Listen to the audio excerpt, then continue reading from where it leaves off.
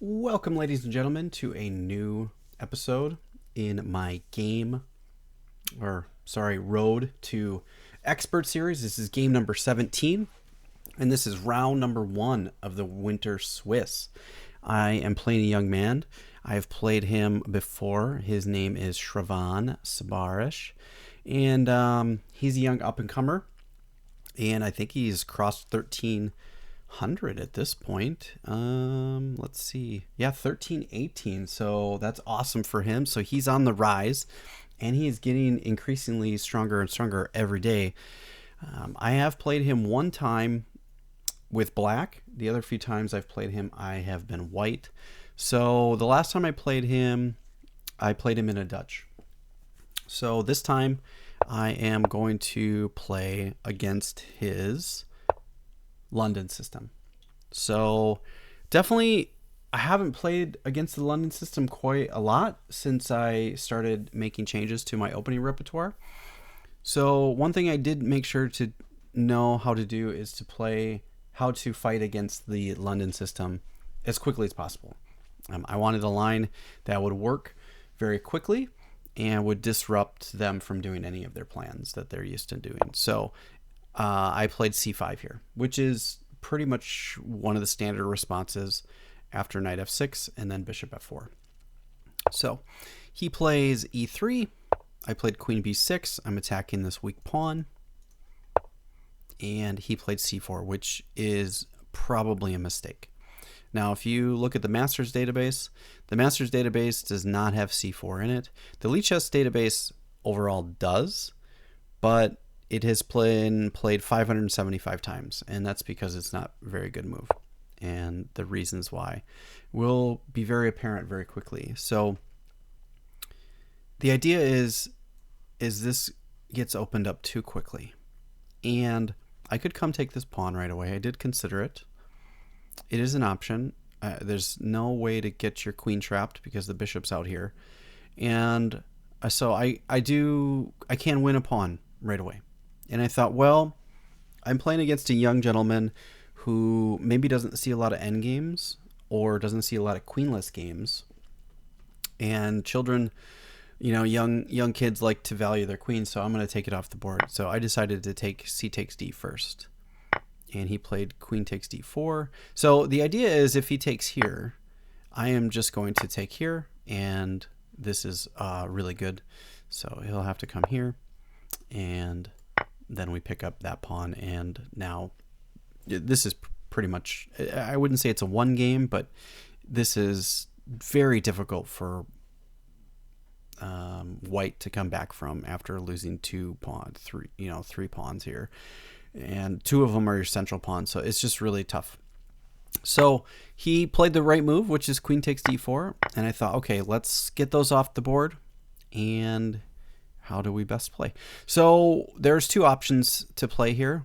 d5 is probably the most testing move, which has been played 2 times in the Lichess database. I played knight c6, which has been played 3 times. So d5 is probably the most testing move because it forces them to move this pawn or protect it, and either one of those is fine. It also prepares getting your bishop out, so there's nothing wrong with that move. I played knight c6. I thought this was a little bit more testing because now he has to do something about this pawn. He played knight f3, which I was expecting. I played d6. I want to get out here and probably take this and start trading pieces down, and because I want to disrupt his whole system. Okay, he develops bishop d3, and I thought, well, I could probably play, bishop to g4 and kind of go after the knight really quickly. But I thought, well, this is probably a mistake, and now he's going to lose this bishop for this knight. And can you tell me how that works? And comment the whole sequence, not just, I think it's pretty easy for everybody to see this move, but why? Why does this work? What are the next moves after that? Obviously, you can't move here because then we get forked. But That's part of the answer, obviously. So he can't move back. He has to move his king forward. So now his king's out in the middle of the board. I've got this really great structure, and now his king could easily be harassed by me making just normal developing moves. So king f5, king e2, or sorry, bishop f5, king e2, and now I can kind of get castled. Bishop g7, knight c3, and then castles. He plays king f1, so he's wasted a bunch of tempo trying to get manually castled, and I was able to get all my pieces out and develop. So we're both fully developed, and now it's time to try to figure out what's the best way to kind of continue the game. I played rook a to c8, going after the pawns, and he played b3, bishop g4. I have this nice little pin here. He was able to bring his rook up, which is perfectly fine because now you don't want to mess this up. Knight d7, rook e1. You can see I'm kind of wanting to make all these plans. I'm opening things up. Rook f to e8, regaining the ability to play e5. He plays d5 himself. I played a6 to keep his knight out of here. Rook d3, he's kind of doubling up. I have to do something about that, so I took his knight first, thinking that he might take here to save his pawn structure, which might have been a good way to go. But he didn't do that.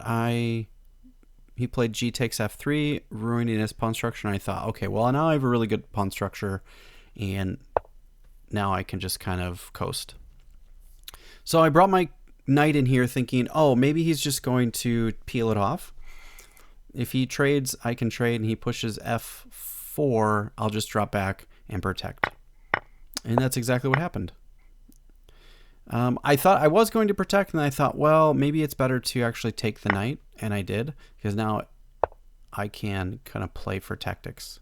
He can't push forward, and he can't take, because that rook is under attack. And I thought, well, if I can consolidate and stop the kingside expansion, or queenside expansion, or him from moving forward kingside, queenside, then I can move on the kingside, which is exactly how it worked. So I move forward. I have two pieces protecting this. He's got two pieces attacking. And now it becomes an endgame where we're working on king development. And rook and pawn endgames are extremely difficult.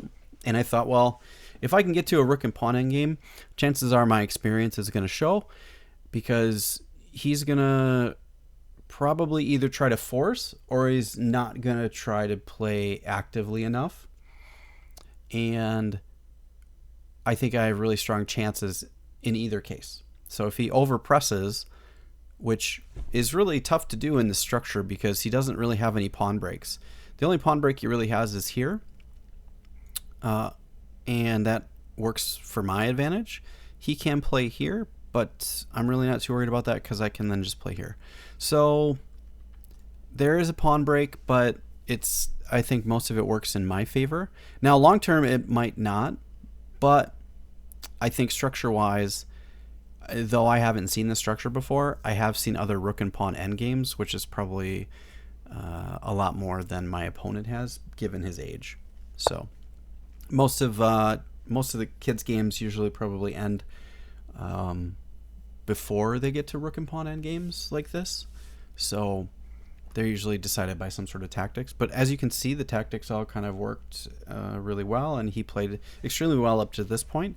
So now the idea is just to grind them down. So I'm going to push for the queen side. I'm going to stop anything on the king side. And he pushed his pawn forward to f3. So now his king is kind of out of the queen side altogether and has a really tough time getting over there. And I think pushing this, he maybe just didn't realize how I can break through.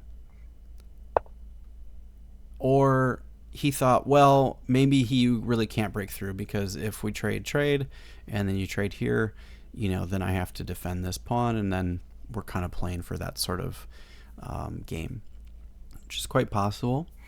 Yeah, so I'm going to try to break through. I thought that he might try this, which I thought was a pretty good maybe try. Give me a pawn, and now, kind of play from there. So he can either come here, and then I come here, or he comes here, and then we try to figure things out from there. But probably not good to do. I think this is better for black, so it was smart that he didn't do it this way. He played this way. And I thought about actually bringing the other rook here, and I'm not sure whether or not it matters. I think the reason I didn't is because I want to maybe bring my rook here and then bring my rook around, but I thought, okay, well, now I can get my rook in. And I can keep my rook on the 7th and keep my king and my rook tied to this pawn, so he has no way of pressing through. And I think this was a mistake, because now it forces me to be able to take his force a rook trade, which is exactly what I did. So he moved his king, which he's very patient, which is really good. And I think a lot of times in rook and pawn endgames, or endgames in general, being patient is really good. King activity is very important, but I think also patience is quite a really hard skill to actually master too. I think the general idea for most players, and not just children, but all players, is that they want to press forward. They want to always keep moving forward. And I don't think that's always the best idea. Sometimes waiting is best. So the fact that he actually has the capability at his age to be able to be slow and patient is really, really important for long-term development, I think. So kudos to him for kind of hanging back. So he's going to... I thought what he should do is go here. And then now we have to kind of play a rook and pawn endgame without two sets of rooks, just one set, which makes it a little bit more difficult. So, and he didn't do that. He did this, and I thought, okay, well, now he's really stuck. He can only move his king or his rook, and he could move this pawn, but I can take it then, so that's no good. So he moves here. I play rook c2. He moves his king back because he really has limited moves, and then I played here because if he takes, then I can queen the pawn, and then it's kind of over from there. And here, at this point, he resigned when I played this. So yeah, overall, a really, really strong game from my opponent. And I think the major mistake was in the beginning, if we go back, was playing c4, and I discussed that with him. I don't think this is, and I wasn't 100% sure. I said I'm not quite sure about this, but I don't think c4 is ideal. I think in this particular position you probably want to play c3. And if we look at the Masters database, b3 is a move which I have not seen, but I've seen it in my lines. Knight c3 is another move which you could do, and then try to bring the queen in, and then you might get in trouble doing that, so you have to be careful.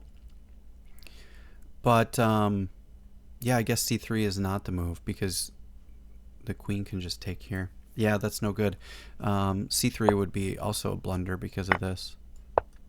You lose 2 pawns. You're going to get it back. I'll have to analyze this more. These are positions I'm quite unfamiliar with because I haven't seen it a lot yet. So I haven't had a lot of experience seeing the London, at least since I've changed my repertoire to King's Indian defense. So kudos to my opponent. I did pick this one off, but it's only a short matter of time before I start having some extreme difficulties with him, and then there's going to be times where I probably can't beat him in a few years. If he continues with chess, he's going to be a force to be reckoned with for sure. So thanks for my opponent, Shravan. Well played, and I hope you guys enjoyed this video. If you did, please leave a like. It does help me out, and I'll catch you guys in the next episode. Thanks for watching and following my journey.